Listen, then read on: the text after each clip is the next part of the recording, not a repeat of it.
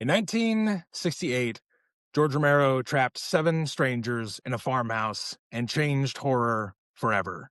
But the real nightmare of the Night of the Living Dead was not the zombies outside, it was the degradation and complete deconstruction of the community inside the walls of that one lonely house out in the middle of nowhere. Amidst the time of when George Romero's Night of the Living Dead is made, we are dealing with several different massive societal tensions throughout the United States of the civil rights movement, the Vietnam War, and a myriad of other different things that have modern day mirrorings to what we as a society face now. But how can Night of the Living Dead, a movie that is almost 60 years old, teach us today how to respond to crisis with not the hopelessness of the end of the film, but a more hopeful outlook that we could potentially capture to take forward? My name is Ryan Doze, and I am beyond excited to talk about a movie that I saw for the first time, getting ready for this conversation with my good friend, Pastor Will Rose. I know him as Will. He is a great friend of mine, and this is a film that became highly important to him, and I'm very excited to chat with him about that. But Will, we start off these conversations, these horror conversations, comparing them to real world, real life scenarios with a simple introduction of yourself, who you are, and what you find yourself doing, and then your personal connection to, in this case, George Romero's Night of the Living Dead. Yes, it is springtime. Pollen is in the air. Flowers are budding. New life is emerging all around us. Here we are getting closer to Holy Week and Good Friday and Easter. So yeah, let's talk zombies. Ghouls. Ghouls that I call them in this particular movie. They don't call them zombies. They're ghouls. They're ghouls. Yeah, I'm Will Rose. I'm a ELCA Lutheran pastor in Chapel Hill, North Carolina, right on the doorstep of the university here. And I'm one of the pastors here at Holy Trinity Lutheran Church and Lutheran Campus Ministry. And yeah, Ryan and I go way back to We do. talking Yeah. comics and theology beer camp and geeking out on all kinds of things. And then when I heard and listened to this particular podcast, I was like, man, I want to be on that. I'm not like a huge horror enthusiast. I'm kind of a scary cat. I've always been that way as a kid with horror movies and any sight of blood or gore. I was a chicken, but I do have a deep love of the apocalyptic zombie genre for reasons that I'll share here in a moment. And I definitely over the years have grown to see what horror plays in terms of storytelling and humans processing life and death and trauma, and not only for fun entertainment, but also deep philosophical and theological questions that go alongside of it in this journey as well. So yeah, glad to be here to talk one of my favorite movies of all time. So, Will, like I said at the start, this is my first time watching Romero's Night of the Living Dead. What do you remember from your first time experiencing this movie? How old were you? Was this a movie that you kind of snuck into? Was this a movie that you weren't supposed to watch? Was this a movie that you were like, I have to watch what happens when these zombies attack this house and these people? Yeah. As a kid growing up, a kid of the 80s, all the 80s horror flicks were out there. And my friends, kind of preteen, were like, let's watch this, let's watch that, let's watch Friday the 13th, let's watch Halloween. And I was like, nope, not going to do it. I don't want to see it. I don't want to be scared. Wasn't allowed to with my parents' rated R movies, but even when we were kind of sneaking them on HBO or at friends' houses, I was like, nope, I'm bowing out. I'm not going to do that. But it was like one night, I don't know how old I was. I don't know, preteen, 10, 11, 12, something like that. Watching TV late night at my house, and everybody went to bed, and stumbled upon some channel that was showing this black and white zombie movie. And as much as it freaked me the hell out, I was like, I cannot stop watching what happens next. These people are trapped in the house. What are they going to do? Oh my gosh, those zombies walking to the house. Oh my gosh, now they're eating, char grilled people out of a flaming truck.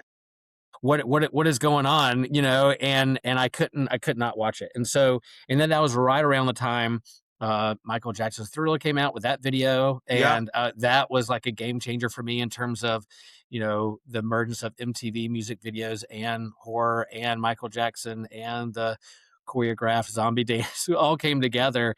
And so that for me was like, yeah. And then in terms of those styles, movie zombies were kind of my favorite monster, out there to think about, and those movies that were emerging. And then eventually in collecting comics and getting into Walking Dead and watching the Walking Dead TV show and all that stuff have just always intrigued me with this genre of horror, apocalyptic I love that. nature, but also, in terms of what zombies represent and symbolize.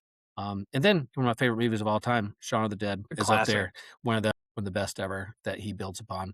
So yeah, yeah, that's kind of my history with it. I love that because I think zombies are one of those things where right, like now in the modern consciousness, we think of zombies a certain way, and then there's been several different reinventions of them. And I'm Hmm. sure throughout me diving deeper and deeper into horror movies that I have not seen, I'm here. I'm a man that looks like what I look like in his mid 30s, and the fact that I have not seen a George Romero movie probably sickens a few people. But I think it's fair to say that the modern understanding of the zombie is due in large part to this film. And it has a large legacy for lots of different reasons. But we're going to use this film today not to just do a standard review of the movie. That's been done to death, needless to say, done to Mm-hmm. death, and then done to undeath. Undeath, undead, done, undead, done. We're going to take this film and we're going to apply the theme of hope and how people in their own everyday lives can find hope in different crises they might find themselves in. And you being my personal spiritual guru, I wanted to pick your brain about a few different things. So I'm going to give a brief description of the film in case you are sitting out there and, like me, you've never seen Night of the Living Dead before. I have one more thing to add. Like there was a 1990 remake of this as well in full color. So Yes. 1968 black and white, 1990 full color version of this. And I do remember taking my girlfriend at the time in high school to see this movie because I was like, I remember the black and white one. I'm going to go see this one in color, and that kind of freaked me out too. Like I haven't gone back and rewatched that one. I tried to pull that one up to watch it again, but you have to pay for it. So I wasn't on the subscription. Like, You nah, were going to do this I'll on the wait. cheap. I was gonna do this on the sheet, watch how it began and that kind of stuff. But yeah, yeah. So there's a remake of that. But yeah, if you're gonna look for Night of the Living Dead, go to the original first because that was the Yeah. game changer. That was Romero's change in how this was done. So yeah, go for it, Ryan. Well, like you said, this movie is directed by George Romero. He did this on a shoestring budget, really one of the first widely successful independent films made well more than what it was made for. It was made for around $114,000. Estimates can go up to even 125,000, but it made over $30 million. And that is a good return on investment. This movie also stars Judith O'Dea, Wayne Jones, Marilyn Eastman, Carl Hardman, Judith Ridley, and Keith Wayne. This movie came out at the beginning of October 1968. And in case you need it, we just thought we would offer a quick story synopsis for The Night of the Living Dead. Really, it's a simple story. We start off our story with Johnny and Barbara visiting a grave, and they have a discussion about why they should be coming to this grave, all the distance between, where they live and where they've had to go for this. And Johnny has a little bit of fun at Barbara's expense. The famous line, they're coming for you, Barbara. Like, I loved that line. It was so creepy. Even I knew it was coming. I may not have seen the film before, but I knew that line was coming. And through a series of a joke at her expense gone wrong, Barbara realizes that she's being chased by a zombie. Johnny tries to fight it away and is subsumed into the zombie horde. We learn and are confirmed that later on in the film. But Barbara keeps running and running. She goes to this house and she meets up with Ben, our male protagonist of the film, and gradually they start to assemble this motley crew of 7 people, finding this farmhouse in the middle of a rural landscape, middle of nowhere, and they are assaulted on all sides by these living dead ghouls. And we get a bunch of radio announcements, TV announcements throughout the film that really give out the exposition of the entire story. But the movie is really about what's happening inside the house. The external threat is coming at them from all sides. Inside, difference of opinions on what they should do, where they should go, where they should try and make their last stand against this unknown entity. That is what really leads to their demise. And I will say this, Will, a very depressing end to the movie. A insanely gut-wrenching, you thought this was going to be a happy ending? Hell no, because we gradually see each person be taken out by this mob of ghouls. And even the day after, when Ben is he survives the night, and he's shot by one of the police posse members and just discarded very, very almost mechanically sanitized. Like, the movie has a very gut-wrenching ending, and this being my first time that I watched it, holy cow, it was a gut buster. So that's a little bit of a brief synopsis, but Will, I want to jump right into our conversation. Anything that comes up along the way, totally welcome it because I know this movie means a lot to you. Yeah. Yeah, I'll just add, like, I'm a big fan of Breakout Day. Like, I like when, I like it when TV shows or Walking Dead, 3 seasons in, you're still dealing with it. They haven't really explained why. They're just the drama of the people. But Breakout Day is really like, what do people do in that moment and trying to figure out what the hell is going on.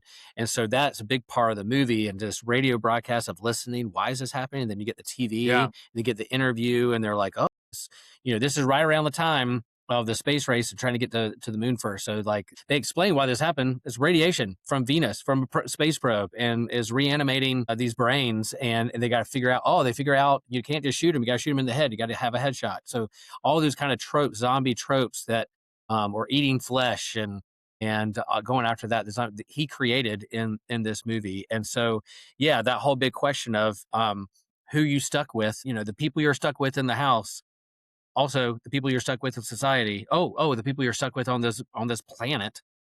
What are you gonna do? How are you gonna work together? All those themes emerge very craftily in this movie.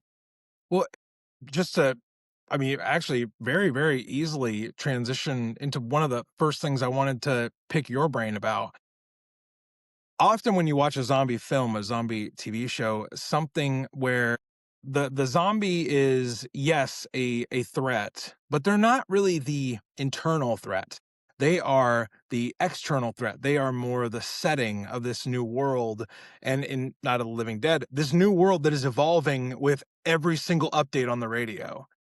They have a unknown entity on the outside, but also these prejudices, these fears, ego starts to swell up from the inside once we have all of our players inside of the house. So, in your opinion, in your line of work, what you've seen from human behavior and throughout doing your work for as long as you've been doing it, how do those things show up in the midst of big real world problems? Or how have you seen that show up in the midst of crises? Yeah. So, yeah, oftentimes with the apocalyptic genre, whether it's aliens, zombies, robots, they are, a threat. They're scary, but often the people who survive, the people you're stuck with, the people who are reacting to it can be even more scary than the external threat of the monster. They are so that you know, how people react to this crisis. People do weird stuff when they get weird when they get scared or nervous, people do weird Yeah. things. And that you see that play out in these movies in apocalyptic genre there. And so, yeah, I think a perfect example is what we just experienced through a global pandemic with COVID, that how people there was kind of breakout day, what's going to happen, how bad is this? It's very scary. I'm nervous. I'm washing my groceries. How is this Toilet waiting for paper. science. Yeah, trying to Much stock toilet up, paper. Yeah. on things, and then there's this kind of sense of urgency of resources, and Right. hug your loved ones close, and what are we going to do? How is society going to react to this thing? So that was very much apocalyptic. And when I share with my community and community of faith and the community I shepherd, I use that word apocalyptic, not in a kind of hyperbolic, flippant way, but to say like the original Greek word for apocalypse is to reveal, to unveil, revelation, to reveal what's going on. So mostly within literature, within the scriptures, when there's the apocalyptic or revelation part of that, it's what it's saying is what is the unveiling or the revealing of what's true underneath the surface. And so this instance, COVID revealed to people what our government valued, what we valued. There was like, what about the bars? What about the businesses? What about the economy? I was like, well, what about the hospitals filling up, and yeah, there might be sick people in there, but if I slip and break my neck, is there anybody going to be at the hospital to be able to take care of me? Yeah. So that is kind of like, what do we value in terms of healthcare of our neighbor, not just the dollar. So, and all that's entangled with each other. I totally get it. You can't separate them all, but this was an instance where there was this kind of unveiling, revealing of what people truly value. Like Walking Dead is like, you have the governor, you have Negan, you have these characters who are like, this is what, yeah, I'm going to hoard resources and power. Yeah. And whereas like Rick Grimes' crew is like, I value my family. How do I keep my family together? I want to protect my loved ones. So Yeah. how do we work together? So, and you see that in this movie too. You see people's, how do we survive this? And the ego, like, oh, I'm going to save myself. I'm going to lock myself in a basement, or are we going to board up? Are you going to help or not? Are we going to work together as a team, or are you going to just look Right. out for Uno number one, me, in this? And so that's where emergent. I think that happened within COVID too. So seeing that, and then my experience here in town, like you hear a lot of horrific stories of churches and anti-science groups, or people that share articles on Facebook that their uncle shared about, the mask burning, and we're not going to listen to Yeah. this. They're not going to tell us what to do. Our community here on Franklin Street here at UNC, we have it's kind of church row. We have Episcopalians, we have Presbyterians, Methodists, ourselves, Baptists, others, and we came together early to say, how can we work together to take care of our communities, not to compete with each other, not to do the exact same thing on a Sunday morning when it comes to live streaming worship, but we did say, all right, how are you guys taken care of? What are you learning from this? And then University Methodist, right down the road from us, Wes Wallace, who's come to Theology Beer Camp, he's a director of emergency medicine at the UNC hospital right around the corner, and he was our weekly consultant to let us know what was happening with the virus, how we were learning how it was being spread, and then what were the numbers in the hospital, how close we were to getting vaccines, who was working on the vaccines, who you could trust or not trust in the media. He was just an invaluable kind of consultant guiding us. And so we came together once a week to learn, and then go back out to take care of our communities, and come back and do that. So it was a beautiful moment of that news that did not make the news. I mean, it did. These churches working together to take care Yeah. of the bad actors, the people who are burning masks or screaming the loudest. That made the news, but this small town, college town of churches working together, yeah, didn't necessarily make the headlines. But we learned through that how to take care of each other in this really hard crisis time. So that was kind of example of those things. But Yeah. definitely there is analogous to these apocalyptic genre of horror, of like, man, we're seeing this play out of true characters, our true character coming to Right. the surface when it comes to that. Yeah. Well, one thing I love about the correlation to the film is Harry and Ben, I feel like, are the two strongest personalities that we get how to deal with this situation. Ben is a very action oriented, proactive, like he may not know all the answers at the onset of this event, but he's going on instinct to save others. Harry is going on another instinct of preservation. He just met these people. He doesn't know if he can trust them. He doesn't know if the situation is as dire as Ben is acting. So I feel like, And he has a sick daughter in the basement, and they don't right. know what's going on with that. We learn later on that she was bit by one of them, and like, what? Uh-oh. Yeah.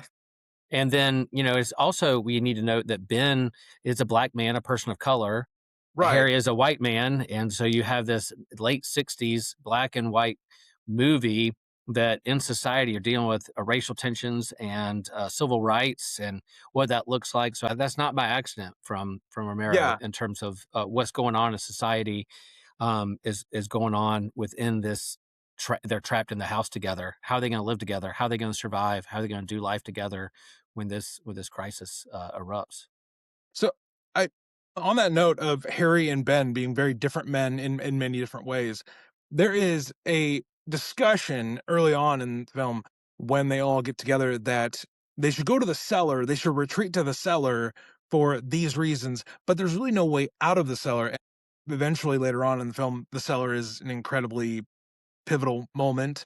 Hmm. But metaphorically, how have you seen, whether it's through your interacting with people during the pandemic or in other more heightened, more crisis minded situations, the cellars, the basements that people tend to retreat to, where they think that they're gonna wait it out there. They're gonna wait it out there, whether it be a kind of like a mental retreat or an emotional retreat. In your experience, what have you seen people retreat to, I guess, man?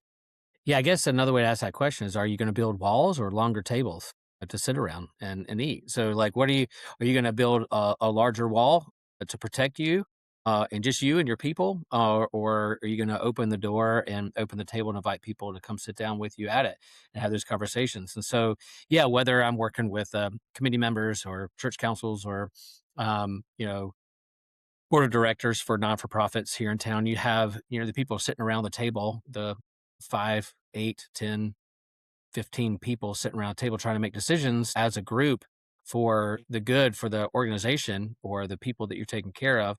All those personalities are around the table. So we're having a hard time with budget making money. Oh, well, we should just like let's bunker down and be really frugal and not spend any Yeah. money. And there's always like, well, let's spend what we have and to help others. So yeah, outward minded, inward minded is a part of the human condition, and how as a jury, as a group of people, come to a consensus when you have differing opinions is a big part of that. So yeah, and as escalated and as ramped up, the urgency is there because they're literally in this movie knocking on the door trying to break things down, and they're like, we got to make a decision. There's no time to like sit down and like make a pro and con list. This is not committee meeting This time. is not committee meeting time. Let's act. And I think even Helen, as we talked to Alpha Air, she's like, come on, Harry. Like, that's right. That's her name, Harry, right? it's a Helen. lot of talk, no That's a lot to action. come on, dude. Can't you do something? Like, let's not just smoke cigarettes in the corner, let's it's not time for a smoke. Let's do this. Yeah, yeah.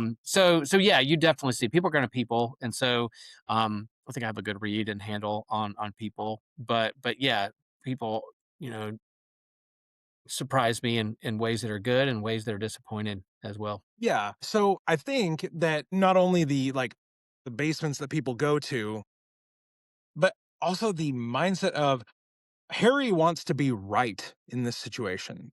He wants to be correct, and less so so that they get out of it safely. Like, he wants to be the one that calls the shots. And Ben even straight up says, like, if you go down to the cellar, you can call the shots down there. But if you're gonna Yeah. stay up here, I'm calling the shots here. When in our world, and I feel like, in 2026, it's fair to say, well, that, we get a different crisis every week. Those are people that are tapped into the news, things happening globally, things happening across our country in the US, things even happening regionally. It feels like there's a new thing on the horizon always, that the revealing, the apocalyptic nature of crises are constantly revealing themselves. And in those moments, there's a lot of Harry Coopers. There's a lot of Harry Coopers that are like, I want to be right about the crisis. And Ben is thinking on another wavelength of like, I just want to survive the crisis. So that desire to be right, your thoughts on how Harry handles this, rightly or wrongly, what do you Yeah. think? Yeah, at some point he's like, "Yeah, we gotta get down there, we can board that up." And he's also trying to take care of a sick daughter and try to protect his family. So there's a sense of urgency of, like, his family, but then I can't help but, like, when he comes up and sees them, he doesn't know to trust them, but he's also a black man, and in terms of society and where they are and, what's going on, how do I know you? But then that ego does get into play rather than and they hang on scenes a little long when, like, "Excuse me, hands are coming through the door. Are you gonna come help or not?" Other Yeah, people are helping, and then he just yeah, kinda waits and waits. Eventually, he does find ways to help, sometimes a little too late, but he eventually does try, but I think because that urgency is like, if he doesn't, then he's in trouble too. So, yeah, yeah, there is definitely you can see, I think, in this 1968 movie, there's some nuance there, but not a whole lot. Like, you're definitely like, "Yeah, I know whose team I would wanna be on," looking from a kinda aerial view. I wanna be on yeah, I want Ben on my side, not yeah, Harry, but yeah, yeah, and you see that as they dialogue in there, and I love, like, how in the middle of the movie, they go around the table. They do hang it drags there for a little bit, but I think for a reason, like, these you can see it in their eyes, they're worried yeah. that what's happening, who are they gonna follow, what's gonna do, and then when Judy runs out, like, "I wanna go with you," like, "Judy, what are you doing? Stop it. Stay in the house, they got this. Come on. Come on." Oh, well. Oh my goodness. And is it Ben? It's Ben, right? Ben is the younger man No, that that's, Ben, is our leader. I think yes. it's I'm Tom. sorry, Tom. Tom. Yes. Tom. I You kinda apologize. get plain names. You get, like, real good old American names: Yeah. Harry, Yeah. Helen, Barbara, Tom, Eric. Judy, Karen. Karen becomes a zombie. We even got Karen. A Karen zombie. Karen Fantastic. zombie, great. Thanks, Karen. That'll never come back to bite us. Or stab us. Literally or figuratively. Or stab. So, like I mentioned in the breakdown of the story of the film, that was again new to me, not new to most of the world, I guess. That's so fun, like approaching these for the first time because I get fresh eyes on a movie that again is almost 60 years old. So I will say this: I did not expect the bleakness of the ending. Mhm, So mhm. the ending of this film is almost procedural in a way. It's a very you have a moment of hope after this night of hopelessness because all of this that we see Ben go through is happening in a day. And the fact that he dies at the end is so, again, it's like a cosmic horror movie where it's just like, oh no, there's just sadness. So I just want to frame kind of our closing thought because this ends so hopelessly and almost passively. How in these moments of crisis, moments where it seems like hope dies, whether people are dealing with that on a more personal level, a more societal level, on a relational level, how can we reframe this for more of a mentality of hopefulness going forward? Because there are a lot of days where myself, friends of ours that we both talk to on a regular basis, where it's like, where's the hope here? I Yeah. don't see it. Mhm, mhm. I it's it wasn't lost on me that Ben is the only person of color in this entire movie, and this kind of mob mentality of killing the zombies, sweeping the fields to protect. It looks like humans have the upper hand, right? Like, they got a handle on this. We now figured out how they work. They're slow. They're undead. We can just shoot them in the head and we burn them, and we can clean up this mess the next day. After now we know what was going on. And he's down in the basement and he hears sirens. And when he hears sirens, his eyes light up a little bit. And he's like, the police is here. Help is finally here. I'm not alone. I'm not alone. And it's when he comes upstairs that he's mistaken for a zombie. Like, there's another one. Shoot him. Bam. All right, good. And they never know his story. They never know what happens. And No. they just kind of meat hook him and throw him on the fire. You never know how hard he fought to survive and to try to keep Yeah. himself and others alive. And that's the Ugh. sad part. But and I think that's intentional to say, like, yeah, here's this black man taken out by the authorities. You have these dogs, you can't help but kind of think about the dogs that were unleashed on civil rights marchers as well. There at the end, these German shepherds, police dogs. That's what evokes in me. And so in a way there is hopeful because humanity is going to survive this. They got a handle on it. They're confident. They're not that kind of a police officer and his gang posse, whatever, that are armed are like, they got this under control. They're just cool as can be. Yeah. But the people in the wake of the destruction, and this black man fall victim to a needless shot to the head. And so that violence of it. In terms of hope, I think, I love the science of this. The scientists are working on it. They figure it Yeah. out, even though I don't know if this is like, throwing shade at like the space race to the moon. It's like, oh, we sent one to Venus. If we keep going to the moon, which is only going to happen a year later after this movie comes out, we make it to the Yeah. moon. Oh, we might bring back some weird radiation that's going to like reanimate dead bodies. But the science is working. Society hasn't fallen apart. Humanity's is going to survive this, and yet it's revealing. If we don't take care of our neighbor, if we don't take care of those who are different than us, we are stuck on this planet with each other, just as we're stuck in a house with each other. There's no other planet yet to go to. So here we are. Let's work this out. Who's going to work for that, and how are we going to work with others for it? And then Barbara too. We can't forget Barbara. Like she's in Yeah. shock. She's in complete Most of the shock about film, what she's in most of the shock. film. Is in shock, and no matter how hard you shake her, she's not going to wake up out of it. But eventually she helps. She wakes up to go help, and then she sees her brother. And the irony is that he had the original zombie from the beginning of the movie that attacks her is the one who pulls her out into where the rest of the zombies are devouring her. Yeah, it is bleak. It is bleak. And when they have that kind of eerie music with the newspaper clippings and pictures there at the end, as kind of the credits roll, you're like, oh my One of gosh. the saddest credit rolls I've ever sat through. Yeah. An Yeah. absolute gut buster. But I love that, Will. Like you are one of the most uplifting, optimistic, joyful people, and we may have just reviewed one of the most depressing endings to a movie I've ever seen. I love the irony of that. But man, And another thing about zombies, like, there's the present day, debate, fast zombies versus slow zombies. We've leveled up a little bit with fast zombies of 28 Day Laters, and I totally get that. But the slow moving zombie, Simon Pegg of Shaun of the Dead had a whole like blog post way back when of talking about why slow zombies are more important and should stick around, because you can escape them, but if they represent death, you can outrun death a little bit. You can stay a couple steps in front of it, but eventually it's going to catch up to you. Eventually it's going to get you. So even though you can get out of its way a little bit, at some point, it's going to catch up. So the slow zombie, fast zombie, uh, our finitude when it comes to death and graveyards is all there, hanging out. Yeah, as we move through the season of Lent, Ash Wednesday, yeah, remember your dust and dust you shall return. Remember your zombie. Remember you're just um, a bunch of flesh. There you go. You're just flesh. You're just a meat, meat sickle. wow. Wow. And Oh yet, my gosh. yet here That comes spring. soundbite Here comes spring. is gold. And yet here comes spring. Here comes Yeah. Easter. There might be some good news around the corner as the Easter lilies bloom, and hopefully Yeah. sound that trumpet that there's a new day around the corner. Hopefully. Yeah, I think it's just to close up. I think there are things you can take away from Night of the Living Dead that provide hope in this. That mostly Ben's example of Mhm. surviving till daylight.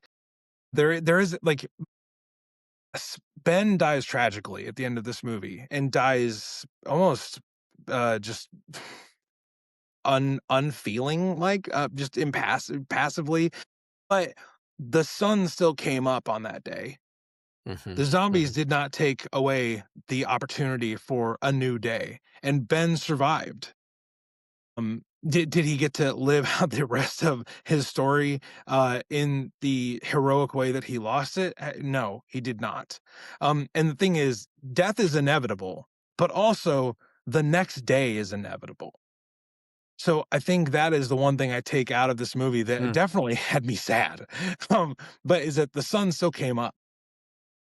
He was still able to get to that next day. And if we go back around to like my example of like COVID and the pandemic, there were beautiful moments at that time when I got extra time with my family. We spent time outside.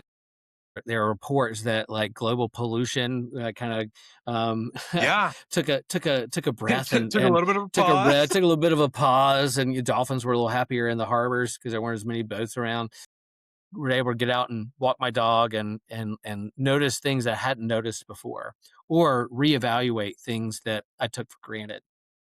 It gave me an opportunity. The challenge gave me an opportunity to relook at the world through a different lens and say, what is it that I truly value? What is it that I truly care for? What do I miss? Oh man, I miss gathering with my community for communal meals and song and prayers and discussion.